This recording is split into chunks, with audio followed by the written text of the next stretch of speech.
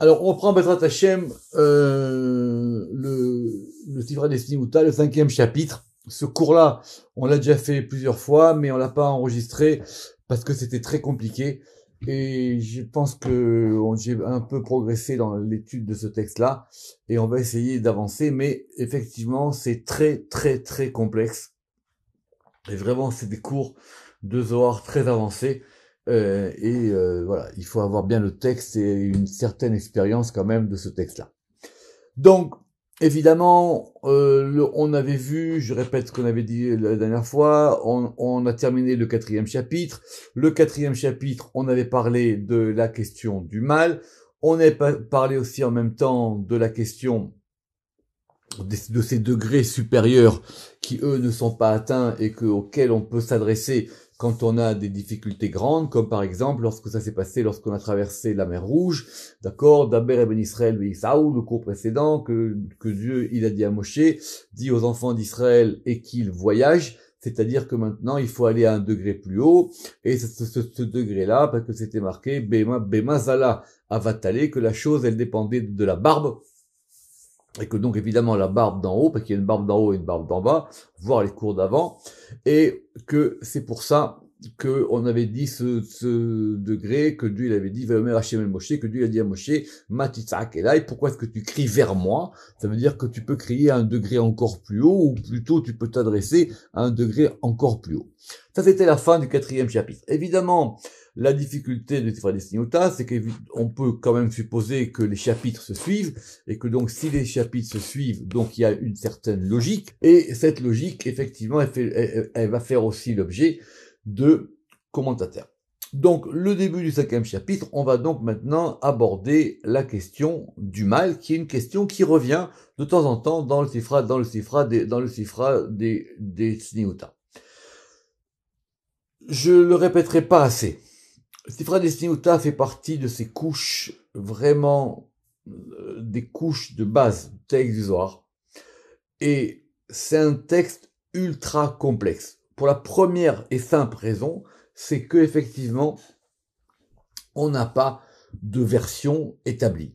Et c'est peut-être bien aussi comme ça. Parce qu'effectivement, il y a plusieurs versions. Et personne n'a réussi à établir une version définitive, sauf à trancher en fonction de l'interprétation. Et c'est un sujet important de méthodologie. Ça veut dire, quand on a un texte qu'on ne comprend pas, comment on fait pour le comprendre? Donc pour le comprendre, on va l'interpréter. Alors évidemment, on a nous des grands patrons, des grands maîtres de Kabbale qui vont nous aider à interpréter. Mais leur interprétation, d'un côté, ne peut se baser que sur le texte qu'ils ont. Qu'effectivement, il y a un texte, ils disent, bon alors si c'est comme ça, donc on va interpréter comme ça. Et d'autre part, leur interprétation après revient sur le texte. Donc ce qu'on va voir aujourd'hui, c'est très très complexe. On va voir ensemble. Donc on a vu ça la dernière fois, on va commencer maintenant par étudier un verset qui se trouve dans Isaïe. Et ce verset qui se trouve dans Isaïe, il est le verset Isaïe 1:4. Donc ce sont les remontrances de Isaïe, on va lire le verset.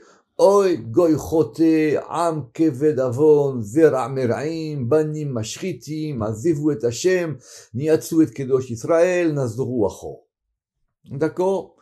Alors ce verset effectivement, comme dit le Zohar, il faut le scruter. Le premier mot qu'on a déjà vu, c'est effectivement cette notion de hoy. Ça veut dire quoi hoy? Hoy, c'est une interjection qui indique que quelque chose ne va pas bien. D'accord? C'est oi, ça va mal. Oi, comme en yiddish. D'accord? Le Ramak avait déjà fait remarquer que dans le Zohar et dans les textes, on avait un oi avec un he et un oi avec un aleph. D'accord? Donc, soit on écrit oi, aleph, vaviud, soit on écrit oi, he, vaviud. Évidemment, c'est pas la même chose. Évidemment, on peut se poser la question légitime de savoir, mais que ces lettres-là de Hoy, Ehe, Vaviud, qui sont quand même les lettres du nom divin, comment est-ce qu'elles vont se retrouver attribuées au fait qu'on va désigner un malheur? Et évidemment, c'est pas simplement qu'on est mécontent et qu'on dit aïe, c'est qu'en même temps, ces lettres-là, elles indiquent le problème. Elles indiquent ce qui s'est passé. Elles indiquent la déficience qu'il y a pour qu'on y arrive à ce malheur. Donc c'est pas simplement que le langage désigne, mais en même temps le langage y forme. Donc on avait pu vous rappeler dans le Pardes que Oi, c'est He Vaviou, c'est-à-dire que les choses, elles remontent au niveau du Aleph, c'est-à-dire qu'effectivement c'est un malheur tellement grand que ça remonte jusqu'en haut, et quand on a Oi avec un He, c'est-à-dire effectivement ça remonte jusqu'au degré du He, puisque la différence entre Oi avec un Aleph et Oi avec un He, c'est simplement le Aleph et le He. Très bien. Le Rama qu'il avait rajouté, que quand c'est Hoy avec un Aleph, ça veut dire qu'effectivement la chose maintenant ne peut plus dépendre des fautes et ne peut plus dépendre des hommes. C'est-à-dire que maintenant, même si les gens se repentent, même si on essaie d'arranger la chose, eh ben c'est trop tard. Ce qui est fait est fait. Et j'ai vu un commentaire qui dit qu'il faut voir effectivement à chaque fois, dans chaque verset où il y a marqué Hoy, pourquoi c'est marqué là-bas comme ça. Et quand c'est avec un He, alors effectivement ici peut-être qu'on peut arranger la chose. Donc le prophète Isaïe, il fait une réprimande, et cette réprimande, elle va se composer de 7 réprimandes, et c'est ce qu'on va voir ici. Donc, Goy Choté, donc vous êtes un peuple ou une nation, Choté, vous êtes des fauteurs, Am, différence entre Goy et Am, si on dit que Goy c'est nation, alors Am c'est peuple, et vice versa, Am, Keved Avon, et vous êtes lourd de Avon. Évidemment, il y a le Chet qui est une faute et le Avon qui est une autre faute. Mais, ce sont 2 degrés de faute. On va considérer, comme on l'a dit, que, en fin de compte, c'est progressif. Donc, première remontrance, vous êtes un peuple, vous êtes une nation fautive. Deuxième remontrance, Am, Keved Avon, vous êtes un peuple qui est lourd de transgression, donc c'est plus fort. Zer'a Meraim, vous êtes une semence, c'est-à-dire vous êtes les descendants, ou en tout cas vous êtes ensemble des gens qui font du mal, Meraim, d'accord, le même c'est un factitif, c'est-à-dire vous produisez du mal, donc vous êtes des malfaiteurs ou des malfaisants. Banim Mashritim, vous êtes des fils destructeurs, puisque effectivement c'est le même ça veut dire, ça indique que vous faites de la destruction. Azvu et Hashem, ils ont abandonné Yudke Vavke, donc vous voyez c'est quand même grave, ce sont des très très grandes réprimandes. Azvu et Hashem, ni Atsu et Kedosh Israël. Alors ni Atsu, ils ont, on va dire, on avait traduit, ils ont dédaigné et Kedosh Israël, la sainteté ou le degré sacré d'Israël. Nazoru Achor, et ils se sont aliénés en arrière. Évidemment, on a vu que cette notion de arrière, c'est aussi la sitra hara, c'est-à-dire ils se sont maintenant ils ont été aliénés, j'aime bien cette traduction de aliénés, par l'autre côté, par les forces du mal. Donc évidemment, des versets comme ça, il faut les méditer, il faut les comprendre, chaque mot est important, chaque nuance est importante, etc. Donc revenons à ce que nous dit le Sifra des Tzniuta. Donc le Sifra des Tzniuta, il nous dit ici, Shiva Dargin. On a donc 7 degrés. Donc on reprend pour ceux qui veulent suivre.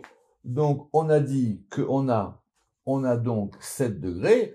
Goy Choté, Am Kaved, Zer'a Meraim, Banim Mashritim, Azvu et Hashem, Niyetsu et Kedosh Israël, Nazoru Achor. Il y a 7 degrés. Pourquoi est-ce qu'il y a 7 degrés? C'est quoi ces 7 degrés? Alors, évidemment, tout le monde se pose la question, parce que le chiffre de 7, il n'est pas non plus pour rien. Alors, on va dire que si on suit la logique de ce qu'on a dit à la fin du chapitre 4, à savoir que maintenant, les 3 degrés d'en haut, eux, ils sont protégés, ils n'ont pas été atteints par les fautes, mais eux, ils ont fait du mal dans 7 degrés. Ils ont fait tellement de bêtises que ça atteint 7 degrés. Les 3 degrés d'en haut, et en plus c'est corroboré par le fait que le Hoy indique que c'est possible quand même d'aller en arrière, et que c'est pas comme le Hoy avec un Aleph, c'est-à-dire que c'est monté jusqu'à Keter. Donc c'est simplement cette notion de 7 degrés. Donc ces 7 degrés, effectivement, les commentateurs classiques expliquent que les 7 degrés, ça correspond à 7 sphirotes. Et donc, ils ont fait des dommages dans les 7 degrés, les 7 sphirotes inférieures. Le Rama qui explique donc ça, simplement, on l'avait vu, on va le revoir. Goy-Choté, c'est lié à Chesed, parce qu'effectivement, on a dit que c'est simplement une nation qui fait des fautes. On a vu que ça allait en crescendo, ça allait de plus en plus grave. Donc, c'est simplement du côté de Chesed. Après, Am Kaved, c'est-à-dire maintenant Avod, c'est-à-dire maintenant un peuple qui fait des transgressions lourdes. Donc, ça, c'est lié à la Gvora. Zer'a Mer'im, on avait dit une semence de malfaiteurs, c'est lié à Tiferet, effectivement, cette notion de Zera, elle est liée à Tiferet. Banim Mashritim, on a dit effectivement, c'est au pluriel, ça correspond à Netzach et Od. Et après, on a Azvu et Hachem, ils ont quitté Hachem, lui dit que c'est lié à Yesod. Je vais expliquer pourquoi, parce que vous savez qu'il y a marqué que le juste, c'est le seul qui n'est pas abandonné. D'accord, c'est marqué que je n'ai jamais vu un juste abandonné. Le juste, il n'est pas abandonné. Donc le degré de l'abandon du côté des autres forces, c'est effectivement lié à Yesod. Et ni Atsu et Kedosh Israël. Alors ça veut dire que on a dit qu'ils ont dédaigné le secret, le degré sacré d'Israël, c'est-à-dire qu'ils ont en fin de compte dédaigné la Shrina. Tout ce qu'on a vu sur la Shrina dans les Tikkun HaZohar, maintenant effectivement ça fait écho. Juste vu que l'une des raisons que mon frère il donne pourquoi dans le Sifra des Simuta il y a 5 chapitres, parce que 5 c'est le He, et que aussi l'une des grandes problématiques du Sifra des Simuta c'est aussi ce degré du He, c'est-à-dire ce degré de la Shekhinah. Et le dernier, Nazoru Achor, ça veut dire maintenant ils sont complètement rentrés dans les clipotes. Donc tout le monde est d'accord effectivement que ce sont 7 degrés, Shiva Dargin, simplement des commentateurs au nom du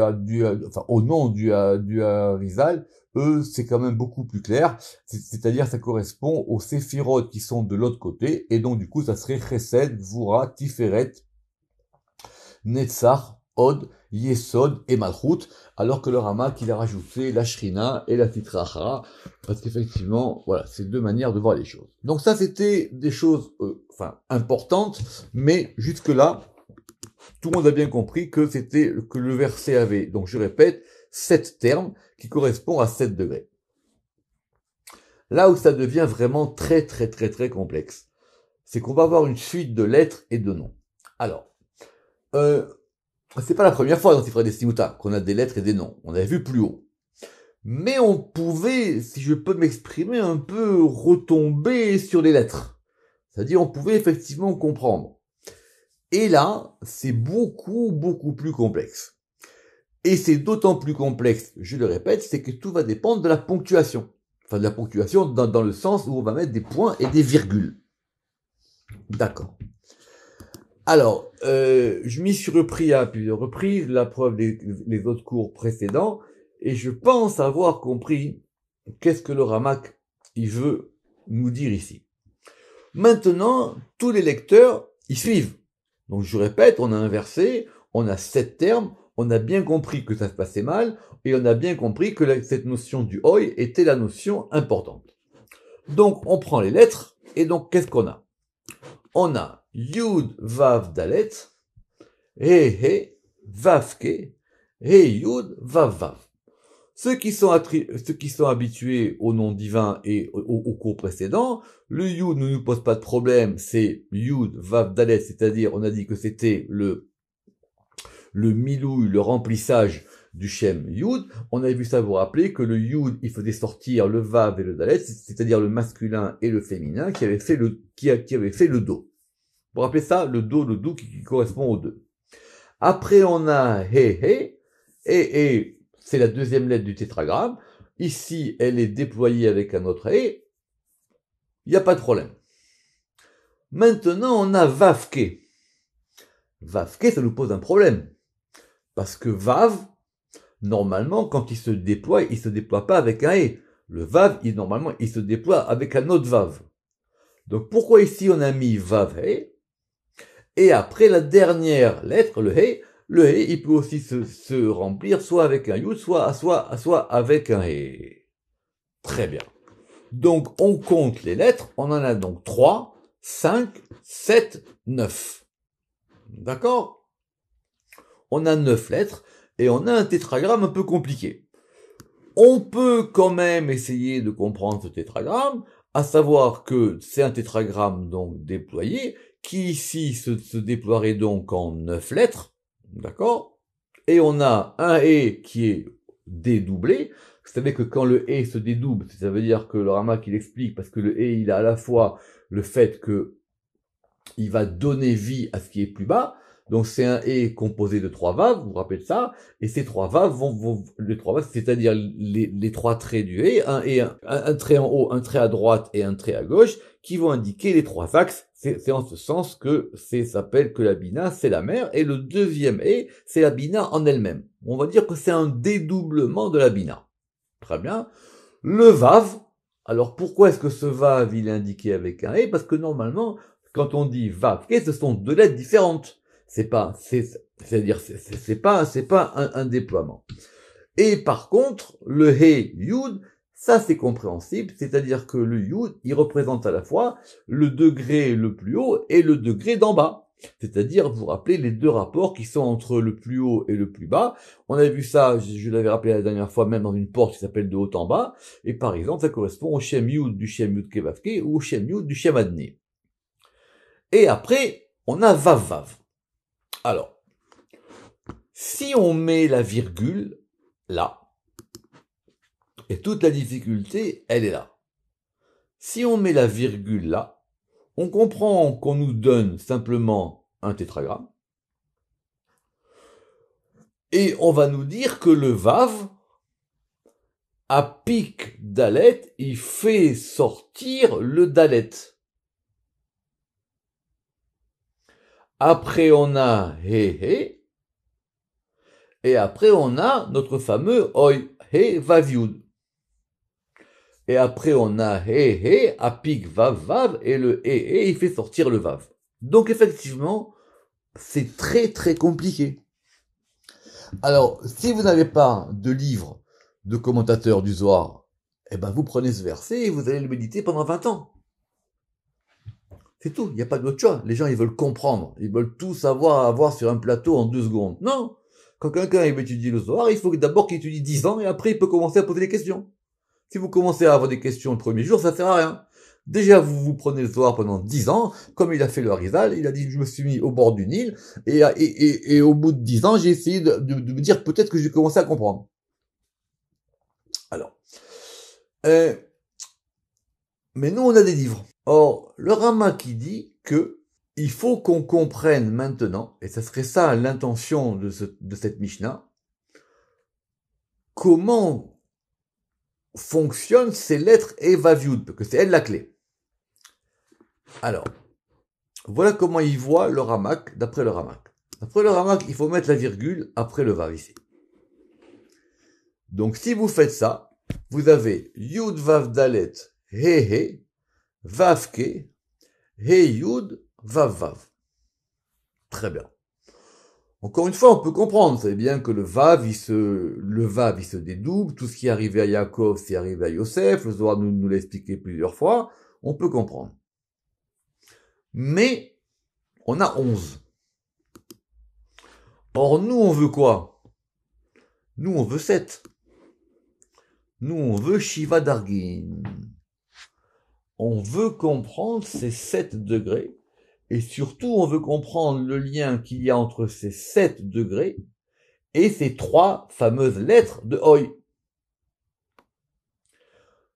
Alors, le Rama qui dit qu'il faut enlever une lettre. Il faut enlever une lettre pour avoir déjà 10. Quelle lettre on enlève? On enlève le dalet. Si vous enlevez votre dalet, il vous reste donc 10 lettres. Ces 10 lettres, Yud, Vav, He, Vav, Ke, He, Yud, Vav, Vav, elles sont exactement 8. Elles vont vous donner 2 tétragrammes. Yud, Ke, Vav, Ke, Yud, Ke, Vav, Ke, plus 2 Vav. Autrement dit, on a deux noms divins, un Yud-Ke Vav-Ke et un autre Yud-Ke Vav-Ke. On a deux fois Yud-Ke Vav-Ke, plus deux Vav. Mais, si vous avez ces 10 lettres-là, et que dans ces 10 lettres-là, maintenant, je vais enlever le Hoy, alors comment j'enlève le Hoy? C'est une très bonne question, parce qu'il faut comprendre où est-ce qu'il est ce dommage. Mais admettons que j'enlève ici le E, celui-là, j'enlève le Vav, celui-là, et j'enlève celui-là, et j'enlève le Yud, celui-là. 7 moins 10 égale 3. Et maintenant, j'ai les 7 degrés. J'ai ces 7 degrés. En fin de compte, c'est quoi 7 degrés? C'est 10 moins 3. Et donc, les lettres qu'on a maintenant devant nous, elles vont nous indiquer ce qui reste. Et ce qui reste nous donne une configuration de noms divins. Le Rama qui va très loin parce qu'il dit même qu'on peut les permuter. Et on peut les permuter pour comprendre maintenant tout ce qui a été endommagé. Parce que ces lettres Oi, elles indiquent maintenant ce qui a été enlevé. Et ce qui a été enlevé, comme c'est déficient, donc ça fait un cri. Ça fait le cri du Oi. Comment est-ce qu'il peut se permettre de dire ça? Eh ben, c'est très simple. Dans la suite. Donc, on garde la virgule après le Vav-Vav, bien que les commentateurs du Harizal, ils disent qu'il faut la mettre avant. Et donc, du coup, on aurait soit on dit que c'est Vav-Vav à pic Dalet, soit on dit que c'est Vav-Vav qui a fait sortir le Dalet. Et c'est une autre manière de voir. Ou soit on dit simplement, on met la virgule, et on a marqué à pic Dalet. Il a fait sortir le Dalet. Et on comprend pourquoi on a enlevé une lettre des 11 pour arriver à 10. Pourquoi on le fait sortir, ce Dalet? Parce que ce Dalet-là, c'est le Dalet, rappelez-vous, qui indique le féminin qui va se lier au masculin. C'est-à-dire, c'est le Aleph, c'est le Dalet de l'unité. Et du coup, d'après le Ramak, le texte devient plus clair. À pic Dalet, hé hé. Donc, il a fait sortir le Dalet, et ce Dalet-là, il correspond au Hé et au Hé. C'est-à-dire qu'il correspond maintenant à ces 2 degrés du féminin qui sont absents, mais qui sont aussi des lettres de l'intérieur. Alors vous allez me dire, c'est très compliqué. Oui, c'est très compliqué. On est dans des textes ultra compliqués. Un commentateur que j'aime bien, d'après le Harizal, qui s'appelle le Yefesha, qui s'appelle Rabbi Shlomo Cohen, lui, d'après le Harizal, il voit ça d'une autre manière. Il dit non, c'est pas du tout comme ça. Il faut le dire que c'est Vav-Vav qui a fait sortir le Dalet. Ce degré de Vav-Vav, il a fait sortir le Dalet. Et maintenant, ces 2 degrés de féminin, ils sont partis. Donc on peut dire que ça revient peut-être au même, mais d'une autre manière. Parce que quand ces 2 degrés de et ils s'en vont, c'est là que le problème arrive. Et on arrive ici à notre Oi. Et là maintenant on a le Oi. Donc en gros, cette phrase-là veut nous expliquer comment on arrive au Oi. Et le hé, lui, il fait sortir Vav-Vav. Ça veut dire que de ce degré du féminin double, ça fait sortir le masculin double. Mais en même temps, sortir, ça veut dire à la fois que ça l'engendre, et en même temps aussi, on peut penser que ça l'exclut. Donc, il y a un problème entre le masculin et le féminin qui fait qu'effectivement, ça peut pas aller ensemble. C'est ça que le Sifra Desnimuta veut ici nous faire comprendre. Il veut nous faire comprendre que ce dommage-là, c'est un dommage qui endommage le principe général du rapport masculin et féminin. La preuve, c'est que la suite, elle est claire. D'où les barres, Et donc maintenant, ce degré du doux, c'est-à-dire ce degré du dalet vav, c'est-à-dire le degré de l'union du masculin et du féminin, au lieu d'être dans l'intériorité, c'est-à-dire à l'intérieur du yud, elle est dans l'extériorité. D'où les var. Ce doux-là, il est à l'extérieur. On l'a fait sortir à l'extérieur. Il n'est plus à l'intérieur maintenant. Et c'est donc, du coup, ce qui résonne encore plus haut quand on avait vu, vous vous rappelez, cette histoire plus haut, quand on avait vu plus haut cette histoire des filles de Adam, quand on avait vu cette histoire des deux femmes prostituées, quand on avait vu cette histoire des enfants de Elohim. Donc ce degré du masculin et du féminin, il est parti dans les forces extérieures. Astir Adam dechar venuba. Et sur la fin de la Mishnah, comme c'est plus clair, tous les commentateurs disent à peu près la même chose. Astir Adam dechar venuba. Adam a été caché, ou Astir Adam, le degré de Adam a été caché, qui est ce degré de masculin et de féminin. Donc ce degré-là maintenant, il est complètement caché, il peut plus sortir. Ce qui était la grande question, vous vous rappelez de Yud Vav Dalet.